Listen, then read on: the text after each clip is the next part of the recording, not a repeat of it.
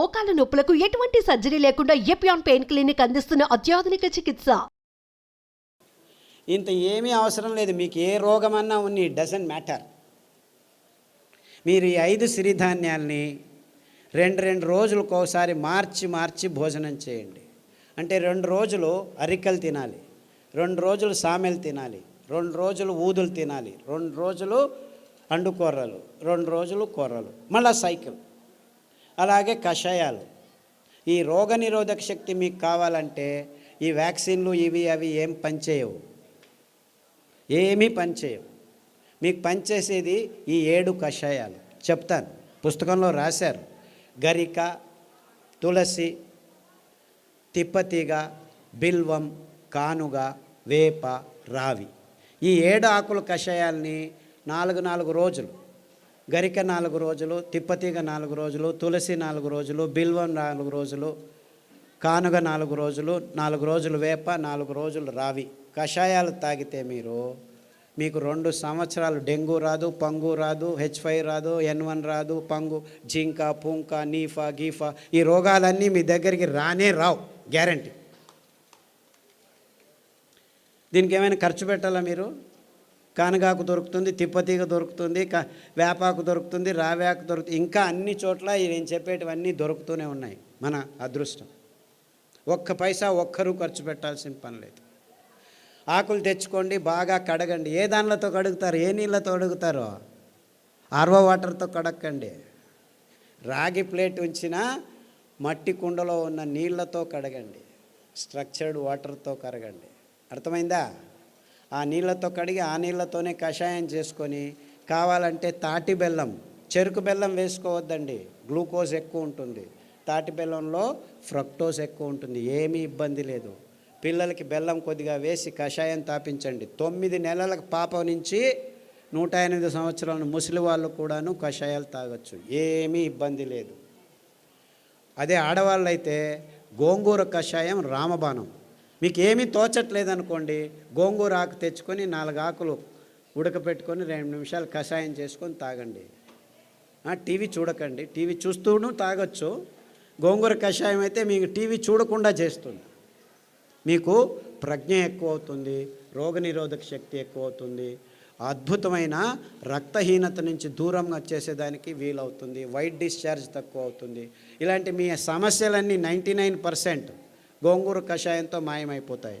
So వారానికి 2 రోజులు, లేకపోతే 2 వారాలు గోంగూర కషాయం, 2 వారాలు కొత్తిమీర కషాయము, 2 వారాలు రావి ఆకు కషాయం తాగితే చాలు, ఆడవాళ్ళకి ప్రాబ్లమ్స్ అన్నీ మాయమైపోవడం మొదలుపెడతాయి. ఇంత సింపుల్గా ఉంది విషయం. ఇన్ఫ్యాక్ట్ ఇంత సింపుల్గా ఉందని నేను చెప్పేది ఎవరు నమ్మరు. మొదలు అందరూ అలాగనే వాళ్ళు. ఒక డాక్టర్ లేచి నేను 2 గంటలు లెక్చర్ ఇచ్చిన తర్వాత, ఓ ఈజ్ దట్ సో సింపుల్ అన్నాడు.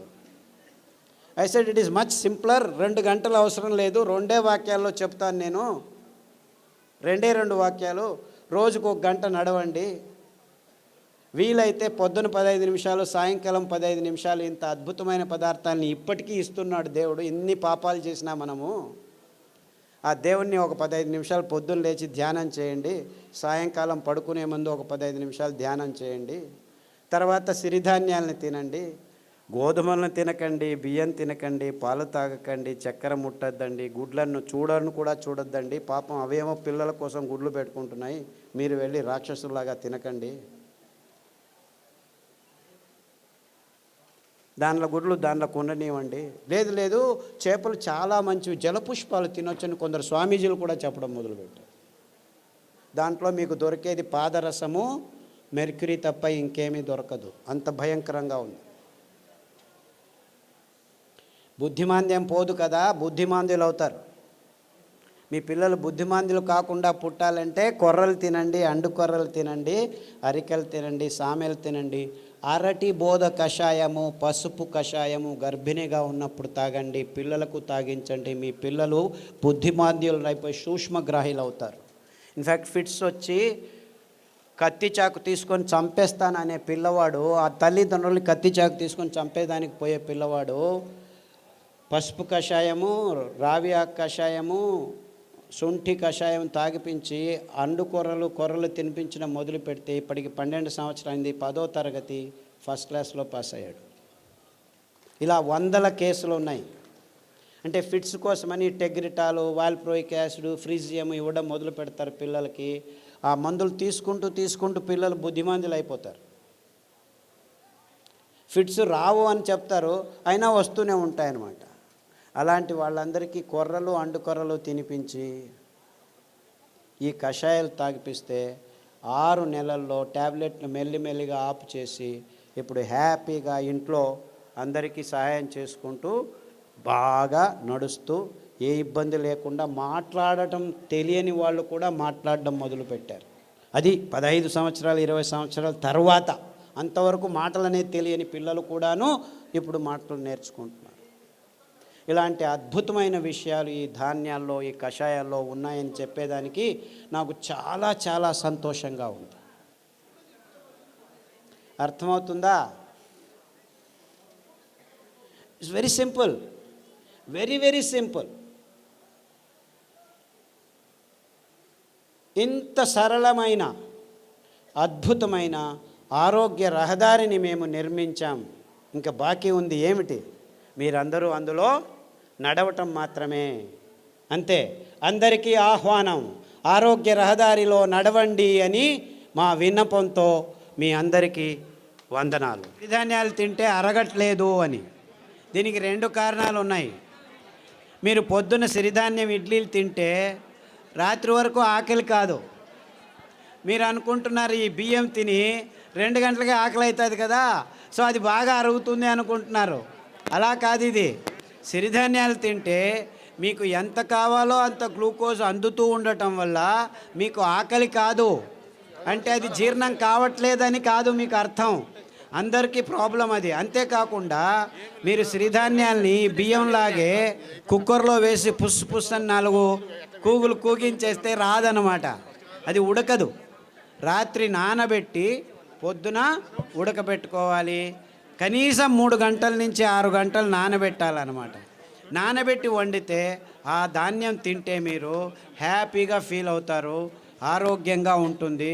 సిరిధాన్యాలు చిన్న పిల్లలు 9 నెలల పిల్లలు కూడాను జీర్ణించుకోగలరు, ఏమీ ఇబ్బంది లేదు. కానీ మీరు వంట వండే విధానంలో మార్పు రావాలి. నానబెట్టి వంట చేయాలి. హలో సార్, మేము dialysis patient. Kidney infection. Hello, కిడ్నీలో చాలా రకాలైన ఇబ్బందులు ఉన్నాయి. ఒకటి కిడ్నీలో రాళ్ళు రావటం, కిడ్నీ నుంచి యూరిక్ యాసిడ్ ఎక్కువ ఉండటం, క్రియాటినిన్ ఎక్కువ కావటం, డయాలసిస్కి పోవటం ఇలాంటివి. తర్వాత ప్రోటీన్లు ఎక్కువ కారటం, లావుగా ఉండిపోవడం, ముఖంలో వాపు రావటం, ఇవన్నీ కిడ్నీకి సంబంధించిన రోగాలు. కాలు కూడా ఇంత లావు నీళ్లు ఊరుకోవడం, ఇవన్నీ ఇబ్బందులకి చాలా సరళమైన పద్ధతి. అరికెలు 3 రోజులు, సామెలు 3 రోజులు గంజి రూపంలో తాగాలి. మార్చి 9 వారాల్లోనే మీకు ఈ ప్రాబ్లమ్స్ అన్నీ బాగవుతాయి. దానికి తోడు రణపాల ఆకు, పునర్నవ ఆకు, కొత్తిమీర ఆకు కషాయం వారం మార్చి తీసుకుంటే 9 వారాల్లో మీకు అంతా బాగవుతుంది. వీక్లో డయాలసిస్ 2 టైమ్స్ తగ్గిపోతూ వస్తుందమ్మా. ఇన్ఫ్యాక్ట్ చాలామంది డయాలసిస్ చేసుకున్న వాళ్ళు 1 సంవత్సరంలో డయాలసిస్ నుంచి దూరం కావచ్చు. Thank you sir. అండుకొర్రలు, బోధకాలు రోగం ఉన్న వాళ్ళు అండుకొర్రలు ఒక 3-4 సంవత్సరాలు తింటే బోధకాలు మెల్లిగా బాగవుతూ వస్తుంది. దానికి తోడు జామ ఆకు కషాయం, రావి ఆకు కషాయం, సాదాపాకు ఆకు కషాయం తాగాలి. బోధకాలు ఉన్న వాళ్ళకి అండుకొర్రలు 3 రోజులు, మిగిలిన ధాన్యాలు 4 ఒక్కొక్క రోజు తినాలి. సార్ నమస్కారం అండి. సార్ ఇక్కడ సార్ ఇటుపక్క సార్ చెప్పండి సార్. నా భార్యకి 4 సంవత్సరాల నుంచి ఒక వ్యాధి ఉన్నదండి. ఆమె ఉదయం పూట్ల సరిగా పండుకోదండి. రాత్రి పూట పడుకున్న తర్వాత మళ్ళీ తెల్లవారుజామున లేదండి. ఆ రాత్రి తెల్లవారుజామున అట్లా 2 రోజుల వరకు అలాగనే నిద్రపోతుందండి. లేస్తే తల తిరిగి వెంటనే మళ్ళీ కింద పడిపోతుందండి. ఈవెన్ పక్కన ఉన్న బాత్రూమ్ దగ్గర నుంచి మంచం దగ్గర రావడానికి కానీ తను నడిచే శక్తి లేక చిన్నపిల్లలాగా దొగ్గాడుకుంటూ వచ్చి మంచం మీద పడుకుంటుందండి. లేస్తే మళ్ళీ ఫుల్గా యాక్టివ్గా ఉంటుందండి. ఇది ఎందుకనేది అర్థం కాలేదండి. దీనికి వెర్రి నువ్వుల నూనె 2 వారాలు, నువ్వుల నూనె 2 వారాలు, ఉదయం లేచిన వెంటనే పడిగడుపున తాగించాలి. దానికి తోడు మారేడు ఆకుల కషాయం, బిల్వపత్రం కషాయం అంటారు. మారేడు బిల్వం రెండు ఒకటే. గరిక కషాయం, పసుపు కషాయం, సాదాపాకు కషాయం వారం వారం మార్చి తాగించండి. అండుకొర్రలు 3 రోజులు, మిగిలిన ధాన్యం ఒక్కొక్క రోజు. ఇలా తినిపిస్తే 6 వారాల్లోనే తేడా కనిపిస్తుంది. 6 weeks all that it takes. 6 నెలల్లో పూర్తిగా బాగవుతుంది. రక్తపు క్యాన్సరు, గర్భకోశం క్యాన్సరు, మెదడు క్యాన్సరు, ఎముకల క్యాన్సరు, ఇలా 14 రకాల క్యాన్సర్లు పుస్తకంలో పట్టీలో రాశారు. దాంట్లో ఉన్న ఆహారం, కషాయాలు వాడితే 6 వారాల్లోనే తేడా రావటం జరుగుతుంది. 6 నెలల్లో చాలా మటుకు మీకు గుణముఖులు అవుతారు. సార్ నాకు ఈ ఒట్టిగో డిజినెస్, తల తిరగడం, మళ్ళీ ఇది ఒకటి ఉంది సార్. ఇది బ్రెయిన్ కొంచెం. సాదాపాకు కషాయము, పసుపు కషాయము, అరటి బోధ కషాయము. తర్వాత ఈ వర్టిగో ఉన్నవాళ్ళు చాలామందికి ఈ తంబాకు అంటే పొగాకు, సిగరెట్లు కానీ ఈ లోపల నోట్లో పెట్టుకోవడం కానీ అలవాటు ఉన్న వాళ్ళకి ఈ వర్టిగో ఎక్కువగా ఉంటుంది. అంటే మీరు దాని నుంచి బయటపడాలంటే చేయాల్సింది కానుగ ఆకు కషాయం, చమురు ఆకు కషాయం, రావి ఆకు కషాయం. ఈ 3 కషాయాలని మార్చి తాగాలి. అరికలు, సామెలు ఎక్కువగా తినాలి. సార్ నమస్కారం sir. Prostate cancer, lung cancer.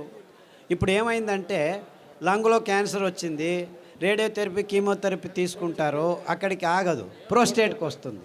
Prostate తీసుకుంటే ఎముకలకు వస్తుంది. అంటే ఇది క్యాన్సరు ఇక్కడుంది, అక్కడుంది అని కాదు.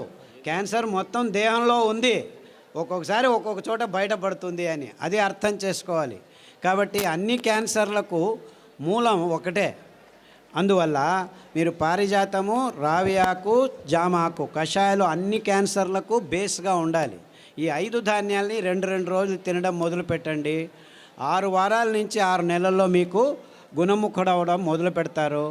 2 సంవత్సరాల్లో పూర్తి క్యాన్సర్ మీ దేహం నుంచి బయటపడిపోతుంది. ఏమీ ఇబ్బందులు ఉండకుండా జరుగుతుంది. బ్రెయిన్ స్ట్రెంగ్తింగ్ చేసి అదే చెప్పాను కదా, సదాగా సాదాపాకు, పసుపు కషాయాలన్నీ ఈ నర దౌర్బల్యానికి జరిగినదానికి. తర్వాత నువ్వుల నూనె, వెర్రి నువ్వుల నూనె తాగండి. ఐబిఎస్ పుస్తకంలో రాసాము. ఐబిఎస్, క్రాన్స్ డిసీజు, కొల్లైటిస్ ఇవన్నీను లిస్ట్ చేశాము. పుస్తకంలో పట్టీలో ఉంది, గమనించి వాడండి. నమస్కారం సార్. సార్ నమస్కారం సార్. సార్ పాలు కాకుండా పాల ఉత్పత్తులు, పెరుగు, మజ్జిగ. పాలు లాక్టోబాసిల్లస్ తోడుకు పెరుగుకు వేసుకుంటే అందులో ఉన్న కెమికల్స్ అన్నీ నిర్నామం అయిపోతాయి ఫర్మెంటేషన్ వల్ల.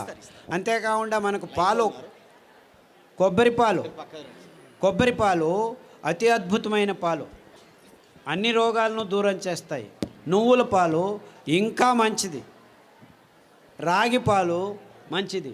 సో మనకు ఒక్క పాలు కాదు, కొబ్బరి పాలు అతి అద్భుతమైన పాలు. పిల్లల రోగాలన్నీ దూరం అయిపోతాయి. రోగనిరోధక శక్తి ఎక్కువ అవుతుంది, జీర్ణశక్తి బాగుంటుంది, మెదడు రోగాలు రాకుండా ఉంటాయి. సో మీరు పాలకు పర్యాయం అంటే చాలా పాలు ఉన్నాయి. కొబ్బరి పాలు, నువ్వుల పాలు, రాగుల పాలు, సజ్జల పాలు, ఇలా 4-5 రకాల పాలు. దానిలో నుంచి పెరుగు కూడా చేసుకోవచ్చు, ఏమీ ఇబ్బంది లేదు. సార్ నమస్కారం అండి. నా పేరు పూల రమణ సార్. ఈ పరిసర ప్రాంతాల్లో మాకు రాగిడి భూములు ఎక్కువ సార్. సో ఈ ప్రాంతంలో మేము ఎక్కువగా జొన్నలు పండిస్తుంటాం. జొన్నలు, రాగులు, సద్దలు పండిస్తుంటాం. వాటి గురించి కూడా మీరు కొంచెం దయచేసి వాటి వివరణ కూడా ఇవ్వాలి. పుస్తకంలో రాశారు తటస్థ ధాన్యాలని. ఎందుకు మీరు రాగులు, సజ్జలు, జొన్నలే ఇంకా పెంచుతున్నారంటే కారణం ఇంతే. ఇది చాలా టెక్నికల్ రీజను, ప్రాక్టికల్ రీజను. రాగులు, సజ్జలు, జొన్నలు నగ్న బీజాలు అంటారు. అంటే దానిల మీద కవచం ఉండదు. అంటే దాన్ని మీరు మిషన్కి తీసుకెళ్ళి డీహస్కింగ్ చేయాల్సిన పని లేదు. అందుకే